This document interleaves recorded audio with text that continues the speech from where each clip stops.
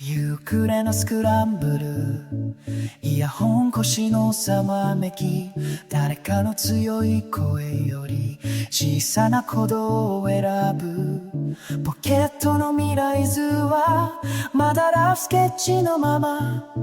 でも凍えた街路樹にも春は必ず来る。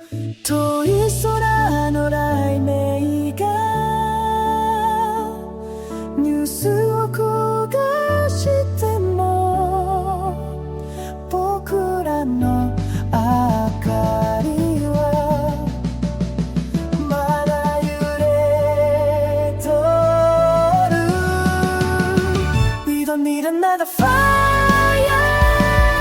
in the sky.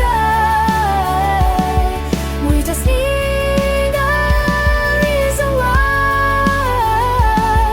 手と手をつなぐだけで世界は動き出す。 No more tears, no more silent night. Raise your voice for love and light. 赤い種をまこ